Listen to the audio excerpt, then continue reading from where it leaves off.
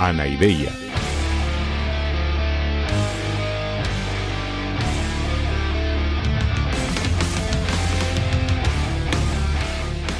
Podcast cínico de divulgación filosófica.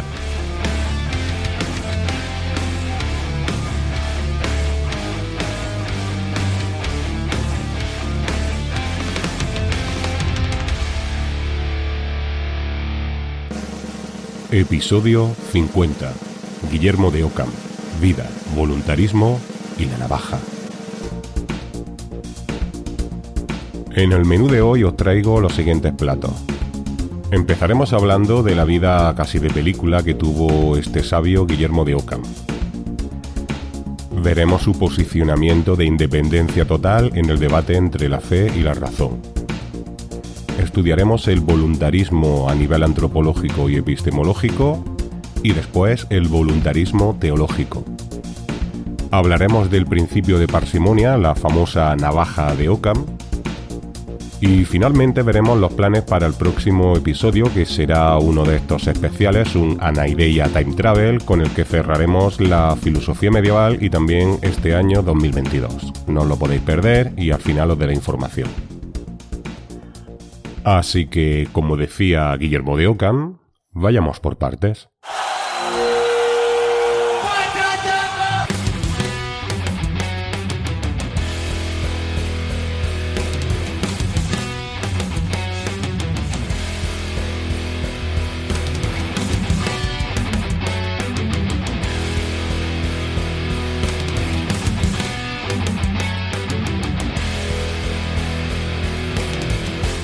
Bueno, pues vamos a abordar ya el último gran filósofo de la Edad Media, que no es otro que Guillermo de Ockham.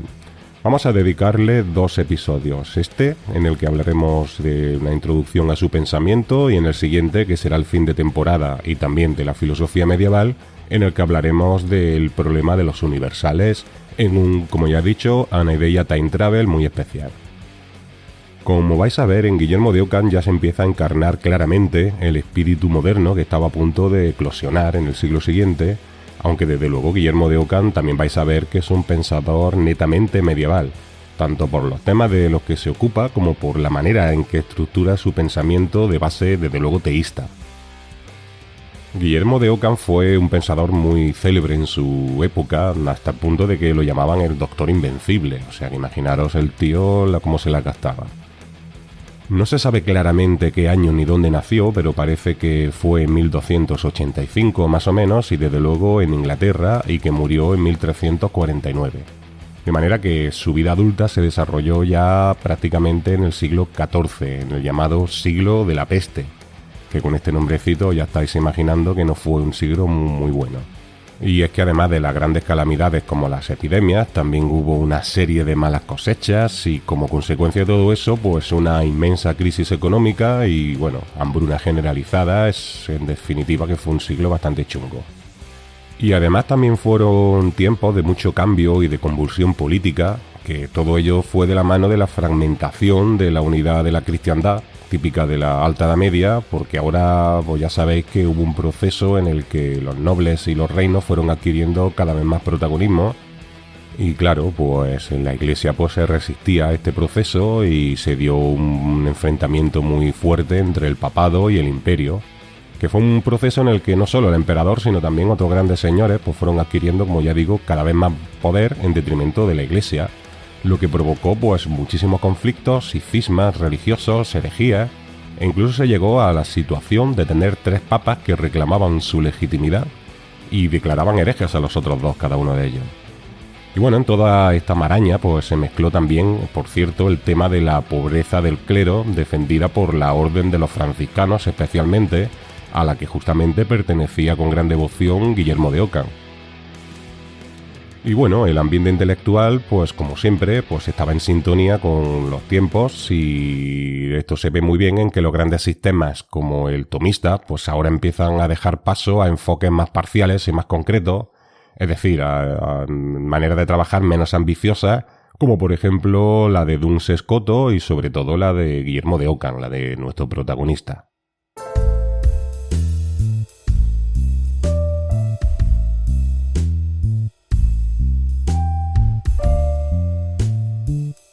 Guillermo de Ockham era inglés, era muy británico y mucho británico, y tras una educación inicial en un convento franciscano de Londres, pues ingresó en la orden y además abrazó con muchísima pasión las bases de los franciscanos y sobre todo fue siempre, como ya he dicho, un defensor a ultranza de la pobreza que propugnaban los franciscanos.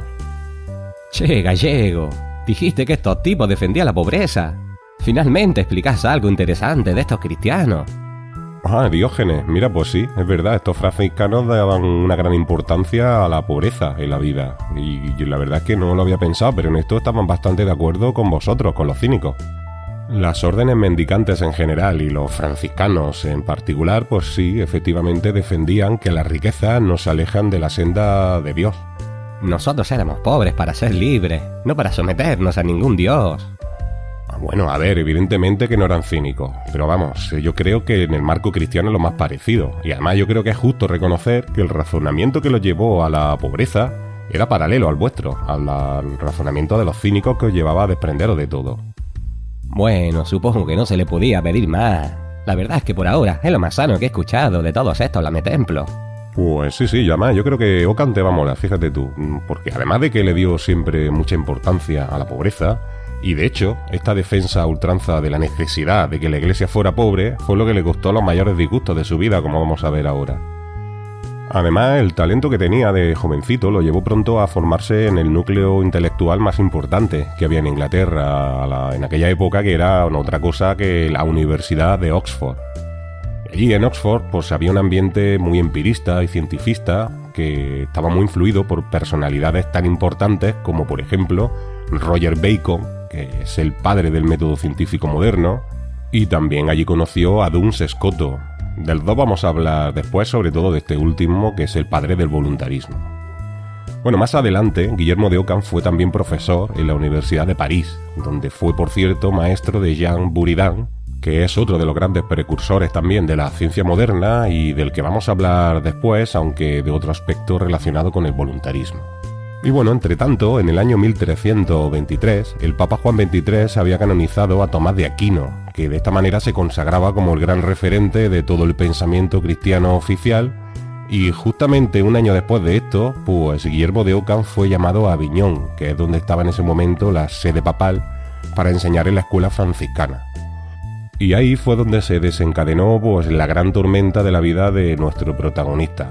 Es decir, aquí es donde empieza pues el verdadero tomate de la historia.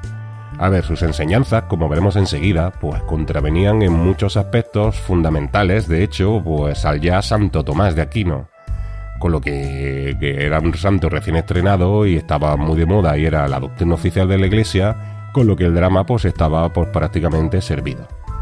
Guillermo de Ockham fue acusado de herejía y aunque ahora los historiadores lo ponen en duda, parece que se pasó 4 años de arresto domiciliario mientras investigaban sus doctrinas por una comisión papal en la que, por cierto, no había ningún franciscano, lo cual tuvo mucha polémica también. En cualquier caso, está claro que no había mucho amor entre el Papa y Guillermo de Ockham. Pero lindo, así que este pibe era contrario a ese chambón de Tomás de Aquino. Bueno, a ver, no es que no lo respetara y además en muchas cosas los dos están bastante de acuerdo. De hecho, los dos eran seguidores fieles de Aristóteles. Pero lo cierto es que en algunos aspectos de su pensamiento pues son una impugnación directa al reciente santo, a Tomás de Aquino. Y por cierto, Diógenes, que creo que te va a molar bastante cuál fue la reacción de Guillermo de Ockham antes de recibir el veredicto que estaban estudiando sobre sus doctrinas esta comisión papal. Él contraatacó aceptando una comisión creada por el vicario de los franciscanos, es decir, por el jefe de la orden, para investigar directamente al Papa y a su corte respecto a los comportamientos lujosos, y terminó declarándolo hereje por su alejamiento del voto de pobreza. Declaró hereje al Papa, pero mirá que este tipo es un grande. Sí, sabía que te iba a gustar. Y además, junto con otros 3 franciscanos espiritualistas, de los de su cuerda, entre los cuales estaban Miguel de Chesena, que era el vicario de la orden, pues huyeron de Aviñón sin esperar ni siquiera la resolución de la investigación a sus doctrinas que llevaba ya 3 años funcionando. Así, sin aviso y encima llevándose el sello oficial de la orden franciscana. Claro, todo esto fue visto como el colmo de la insolencia por toda la curia del Papa. Re grande. Tremendo hachazo. Bueno, evidentemente con todo esto que liaron, pues inmediatamente fue excomulgado por el Papa y entonces pues se fue a Pisa, donde se puso bajo la protección del emperador Luis IV de Baviera y acabó viviendo en Múnich y se cuenta que le dijo al emperador: «Señor, defiéndeme con la espada, que yo te defenderé con la palabra». Finalmente murió en el año 1349 en Múnich de peste negra, que es también todo un signo de los tiempos, como ya he dicho al principio. Por cierto que la Iglesia rehabilitó sus doctrinas unos 10 años después. ¿Y qué dijo este tipo que enfadaba tanto a los tomistas? Pues a ver, de entrada, su posición respecto al viejo problema medieval de la relación entre la fe y la razón, o bueno, ya sabes, entre la religión y la filosofía, pues es una postura totalmente nueva y bastante provocadora. Hasta ahora recuerda que hemos visto diferentes posturas, como la rendición total de la razón hacia la fe que propugnaban, por ejemplo, Tertuliano o Algacel, o la de San Agustín, que defendía que la razón es compatible con la fe, pero que debe subordinarse a ella y servir de auxilio y al servicio de la fe. En general, en la época ya de Guillermo de Ockham, en el siglo XII y XIII, la doctrina oficial era pues la de Tomás de Aquino, según la cual pues recuerda que la fe y la razón serían ámbitos válidos y autónomos, aunque con ciertas zonas coincidentes en las que ambas tienen cosas que decir, como por ejemplo los temas de la existencia de Dios o de la inmortalidad del alma. En todo esto, Guillermo de Ockham se descolgó de esta tradición afirmando que no existe ningún espacio común entre la fe y la razón, puesto que ambas son fuentes de conocimiento diferentes y con contenidos totalmente distintos. De manera que la razón no tiene ningún tipo de relevancia respecto a las verdades de fe y ni siquiera sirve como asistente de ella. O sea que para Guillermo de Ockham la fe es la creencia en lo que no se ve y la razón el conocimiento de lo que se ve. Y para él tan inútil es intentar alcanzar la fe por la vía natural del conocimiento como intentar demostrar racionalmente las proposiciones de la fe.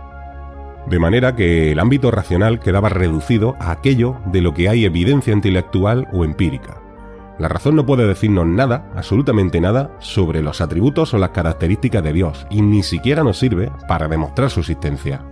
Obvio, por fin uno de estos cristianos se dio cuenta. Sí, y de hecho la base de la epistemología de Guillermo de Ockham es el representacionismo. Ockham considera que un fenómeno solo puede ser afirmado mediante la observación y la representación interna fruto de esta observación, y no nunca mediante el principio de causalidad. Es decir, a Dios nunca lo ha visto nadie, de manera que no podemos tener una representación suya y ni siquiera afirmar que sea la causa de los fenómenos que observamos en el mundo. Por tanto, no podemos demostrar la existencia de Dios en el principio de causalidad, tal como hacía Tomás de Aquino. Viste, mirá que soy fesa. ¿Por qué no se me ocurrió esto el otro día, en el combate con ese lavetemplo de Pejún Alvarado? Pude exterminar a ese chambón. Bueno, yo no sé si este argumento es tan definitivo, pero desde luego esta manera de pensar, que Ockham había adoptado de Roger Bacon, pues estaba adelantando varios siglos a lo que llamamos el empirismo moderno en general. Y además, que esta crítica al concepto de causalidad tiene también algunos de los elementos básicos de la que veremos más adelante, de hecho 4 siglos después, que propuso el más contundente de todos los empiristas, que fue David Hume. En fin, la consecuencia de toda esta postura es que la teología no puede ser nunca considerada como una verdadera ciencia, ya que es imposible demostrar ninguna de sus afirmaciones fundamentales. Y claro, a partir de este momento pues ya nada será igual. Digamos que el gusano había entrado en el pensamiento europeo y la filosofía y la ciencia pues habían empezado a tomar vías separadas y así llegarán a convertirse finalmente en disciplinas plenamente autónomas, que esto consiste justamente en el espíritu de la modernidad. Y además, incluso, como veremos más adelante, la filosofía terminará por constituir una especie de religión racional, ya en los siglos XVII y XVIII, que finalmente defenderá una postura contraria a la religión, que es el ateísmo ya del siglo XIX. Lindo, gallego. Veo que finalmente fuiste superando a esos chambones de Platón y Aristóteles. Bueno, pues de alguna manera ha sido así, aunque para eso todavía queda mucho y estamos al principio de ese proceso. Guillermo de Ockham sigue siendo, como ya he dicho al principio, un pensador netamente medieval, simplemente que consideraba que la religión debe asumir su carácter de saber práctico que conduce al hombre hacia su salvación, y que tendría que liberarse de una vez de todo el inútil racionalismo que lo lleva por estas vericuetos que no tienen sentido y debería volverse hacia la mística. Es decir, que para Guillermo de Ockham, el intento de extender el racionalismo fuera de los ámbitos de la ciencia estricta, pues es una gran cagada, es un gran error que ha generado una especie, pues como de adoración de lo racional que no tiene ningún sentido, ni a nivel epistemológico, ni tampoco a nivel teológico. ¿Qué querés decir? ¿Por qué hablas ahora de dos niveles? Me refiero a que para Guillermo de Ockham esta especie de adoración de la capacidad racional es un error no solo para explicar el ser humano, sino también para explicar a Dios. En ambos niveles, siguiendo a Duns Scotus, consideró que es más importante la voluntad que la razón. Y es por esto que esta consideración la solemos denominar voluntarismo frente al intelectualismo más tradicional, que supone que la razón y el intelecto es más importante que la voluntad. Y ambas tendencias, tanto el voluntarismo como el intelectualismo, pues se desarrollan tanto a nivel antropológico y epistemológico, por un lado, como a nivel teológico. Es decir, que se aplica no solo a cómo conocemos y cómo somos los seres humanos, sino también a cómo es Dios y cómo creó el mundo. Ah, dejá ya de hablar de ese Dios. Decime qué quiere decir eso, de que la voluntad es superior al intelecto del hombre. Pues a ver, en realidad es muy sencillo. Recuerda cuando vimos la antropología de Tomás de Aquino, que la escolástica medieval hablaba de tres facultades propias de los seres humanos. Por un lado, la memoria, que ahora no viene al caso, pero por otro lado, la voluntad y el entendimiento. La voluntad es la base de la libertad, del libre albedrío, y el entendimiento es la base de la razón, de la racionalidad.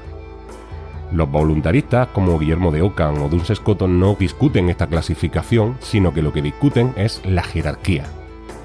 Tradicionalmente se había considerado como la facultad principal la razón, pues según la definición clásica aristotélica del hombre como animal racional, y por eso siempre se había considerado el intelecto la facultad superior del ser humano. Sin embargo, Duns Scotus consideró que la esencia del hombre es más la libertad que la razón, aunque por supuesto ambas sean atributos fundamentales del ser humano, no nos olvidemos de esto. Lo que pasa es que Duns Scotus consideró que nuestra existencia se ve más marcada por la libertad que por la razón. Y dado que la libertad surge de la voluntad, consideró que esta facultad, la voluntad, es superior al entendimiento. Pero por supuesto, vuelvo a repetir, sin negar la importancia del entendimiento y de la razón. En definitiva, como ya digo, se trata simplemente de una cuestión de jerarquía.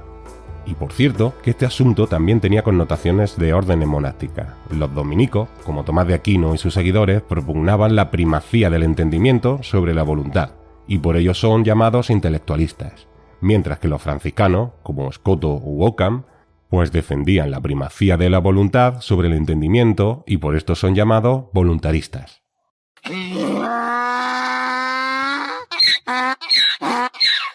¿Qué como?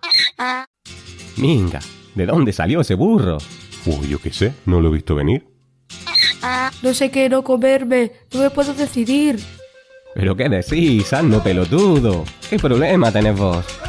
Ah, mira, espérate, que ya sé quién es este. Ese es el famoso burro de Buridán. El pobre no puede decidirse entre ninguno de los dos montones de heno porque no hay razones para decantarse por ninguno de ellos. Y al final ya te digo que morirá de hambre. Buridán fue aquel discípulo francés de Guillermo de Ockham al que me he referido antes y que es famoso sobre todo por ser, como ya he dicho, uno de los grandes precursores de la ciencia moderna, pero también es muy famoso este ejemplo formulado como paradoja para ridiculizar su posición respecto al debate entre el intelectualismo y el voluntarismo. A ver, aunque Buridán fue discípulo de Guillermo de Ockham, no estaba de acuerdo en todos sus aspectos y, por ejemplo, él no era realmente voluntarista. Él consideraba que tanto el entendimiento como la voluntad operan juntas, pero que al final quien decanta las decisiones es el intelecto, es decir, la razón.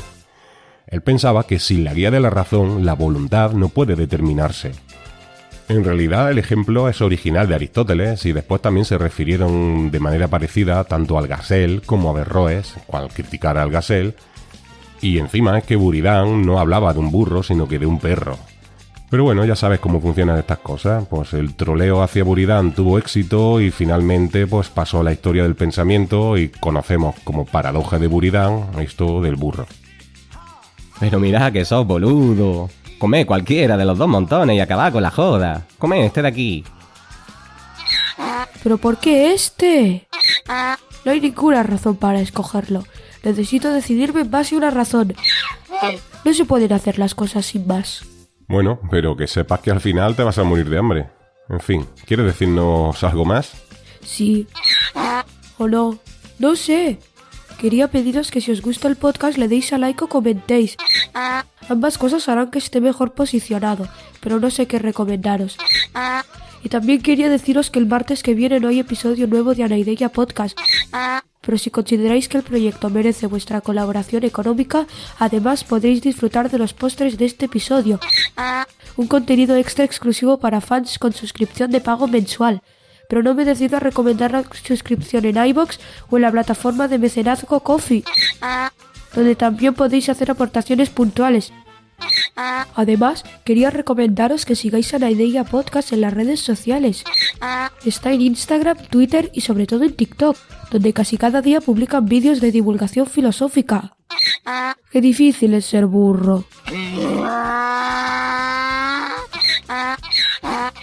Adiós. Bueno, burro, pues espero que te decidas a comerte uno de los 2 montones, pero nosotros vamos a seguir con el voluntarismo aplicado en este caso a Dios. No, gallego, no me interesan estas chantadas de dioses. Yo me regreso ahora a mi tinaja. Sayonara, baby. Vale, Diógenes, adeusiau.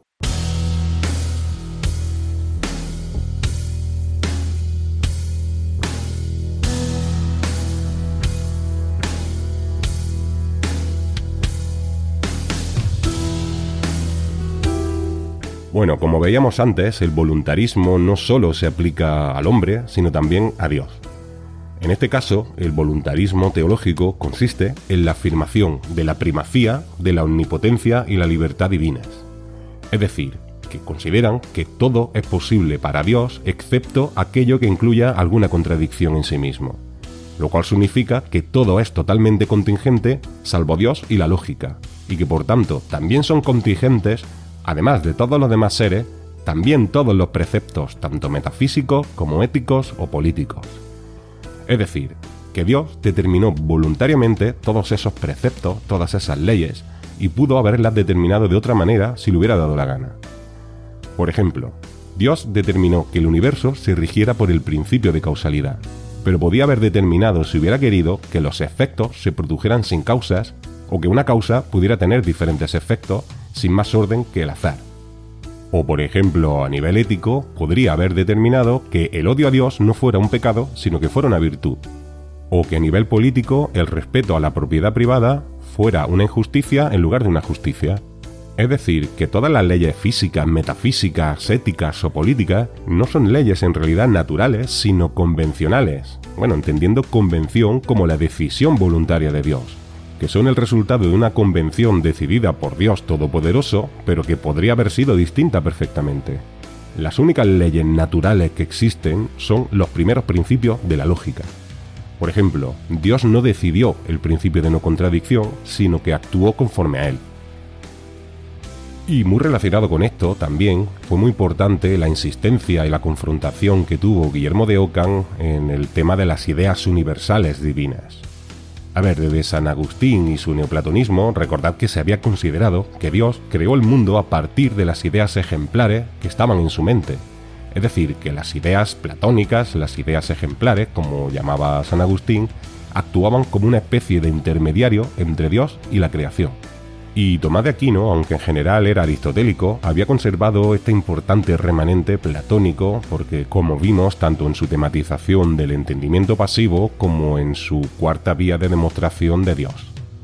Sin embargo, Guillermo de Ockham aplicó su voluntarismo teológico a este punto y afirmó que Dios no necesita de ninguna idea para su creación, pues su absoluta omnipotencia rebasa esa necesidad y le permite conocer singularmente cada cosa creada o que haya de crear.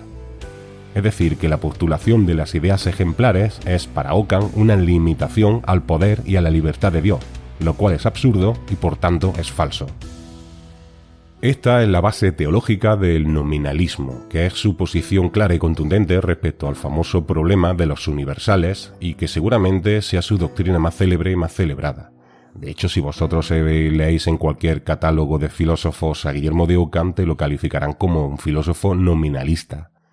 Lo que pasa es que no vamos a profundizar ahora en este asunto porque le vamos a dedicar mucho más detalladamente el próximo episodio regular, que por cierto, como ya anuncié al principio, será otro de esos especiales, es decir, un Anaideia Time Travel, en el que viajaremos a la abadía de la famosa novela de Umberto Eco, El nombre de la rosa. También hay una película muy conocida protagonizada por Sean Connery. En este viaje vamos a acompañar al propio Guillermo de Ockham en sus investigaciones y en las que asistiremos al debate en torno al problema de los universales. Pero bueno, como ya sabéis que este podcast nació con una clara vocación al friquismo y que, como ya se sabe, ser friki conlleva una gran responsabilidad, daremos una vuelta de tuerca más y viajaremos al nombre de la rosa, pero no a la novela ni a la película, sino a su maravillosa versión de videojuego. El próximo episodio de Anaideia se desarrollará dentro del mítico videojuego de los 80, La Abadía del Crimen, que es un videojuego de español de Opera Soft, y así que os recomiendo que no os vayáis a perder el próximo episodio regular porque será la despedida del año y de la filosofía medieval por todo lo alto.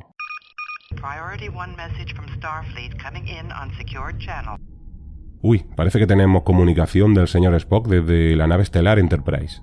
Solicito permiso para hablar. Sí, señor Spock, permiso concedido. Observo que no ha hablado usted en ningún momento de uno de los pocos elementos que conozco de la filosofía y la ciencia terrícolas, la llamada navaja de Ockham, aunque creo que acaba de describir cómo la utilizó para descartar las ideas ejemplares. ¿Podría darme detalles de este principio? Pues la verdad es que tiene usted razón, señor Spock. Efectivamente, se trata del elemento más conocido de nuestro protagonista, su principio de parsimonia o de economía, o como lo ha llamado usted, la famosa navaja de Ockham. Se la suele llamar así porque se decía que la utilizó para rasurar las barbas de Platón, justamente en el sentido que acabamos de ver. Y tiene usted razón porque, como ya digo, acabo de describir el tajo con el que impugnó las ideas platónicas que sobrevivían todavía en la filosofía medieval. Y además también es cierto que se trata de un principio básico no solo en la filosofía, sino también en la ciencia moderna. Y por último, aunque no más importante, el primer vídeo de TikTok de mi canal Anaideia FM, que el primero que se hizo viral era justamente la explicación de la navaja de Ockham mientras limpiaba yo el gallinero.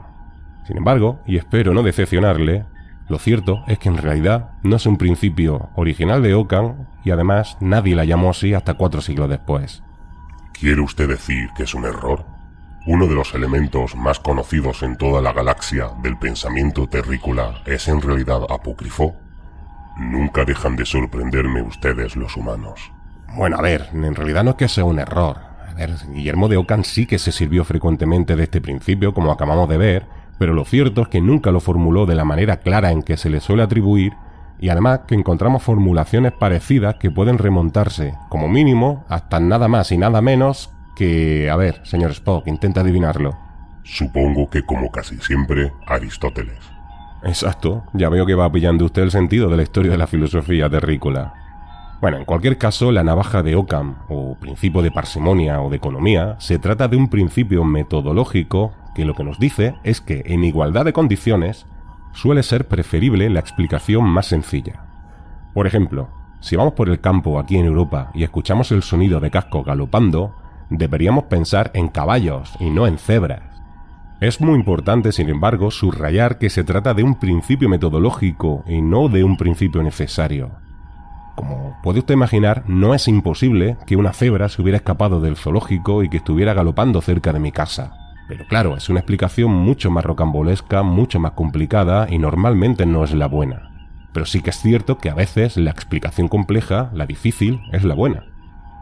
Lo que nos dice este principio es que no suele ser así, de manera que lo más inteligente es preferir la explicación sencilla, aunque sin descartar la posibilidad de que pueda no ser la buena.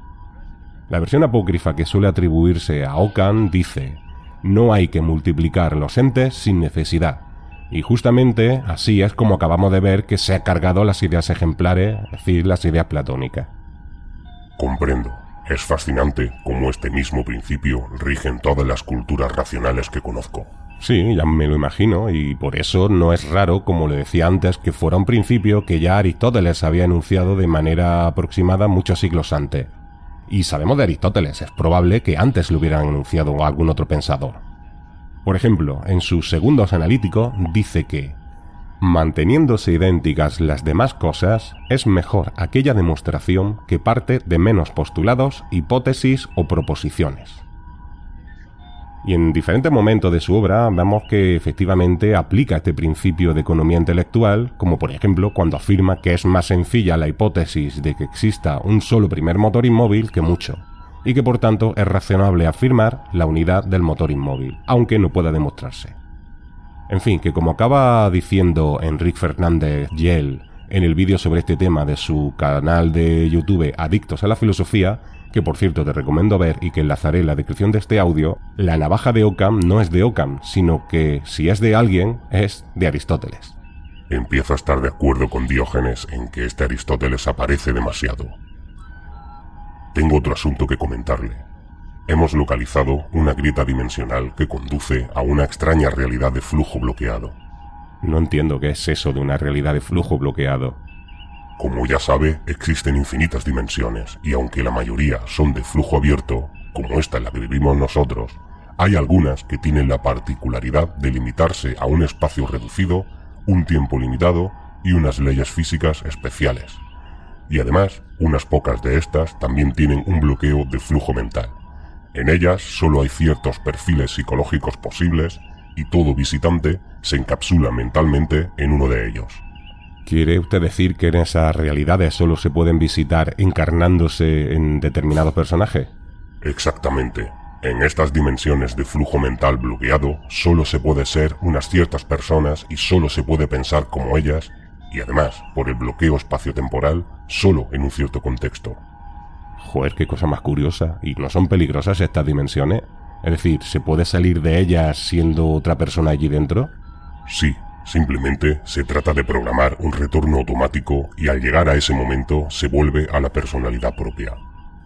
Ah, vale. ¿Y esa dimensión que han descubierto cómo es? Se trata de un universo cerrado de flujo mental bloqueado, donde todo el espacio está configurado en perspectiva isométrica y solo a 16 colores. Además, está limitada a unas pocas hectáreas y a un tiempo muy concreto, una semana. Según los datos de los que disponemos, es una realidad equivalente a una abadía benedictina en el año 1327. No hemos podido determinar las personalidades concretas que conviven, pero todos ellos parecen monjes de diferentes órdenes medievales. Tenemos la misión de explorar esa abadía metiéndonos en las mentes de esos monjes. Creo que le puede resultar interesante la experiencia y que sus conocimientos filosóficos pueden ser valiosos para entender lo que ese pequeño universo pueda depararnos. Así que está usted invitado a participar. ¡Wala! Yo encantado de meterme en estos fregados. Ya sabe usted que me encantan, señor Spock.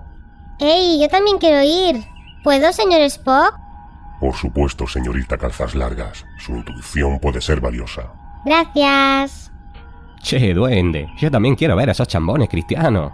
Quiero comprobar si son tan perejiles como explica este gallego de Juanma. Si al señor Cardenete le parece bien, no tengo problema. Pero no verá usted a esos monjes cristianos. Será usted uno de ellos. Hola, Olita, hola. No pueden dejarme aquí. La ilusión de toda mi vida fue siempre ser un monje medieval. Bueno, no sé, señor Spock. Yo por mí vámonos todos. Mientras más seamos, más divertido será, ¿no? De acuerdo. Prepárense todos para la teletransportación. Bienvenidos a bordo de la USS Enterprise. En esta ocasión, la nave no atravesará la grieta. Es una dimensión de un espacio tan reducido que sería imposible físicamente que cupiera. Nos teletransportaremos todos a través de la grieta y apareceremos directamente en nuestras personalidades de esa dimensión. Cuando acabe el tiempo, volveremos a teletransportarnos de vuelta y recuperaremos todas nuestras personalidades, aunque recordaremos todo lo que hemos vivido siendo esos monjes medievales. Señor Alvarado, señorita Calzas Largas, señor Diógenes, señor Cardenete, teniente Uhura, alférez Chekhov, prepárense para convertirse en otras personas. Atentos, sala de transportador. Energize.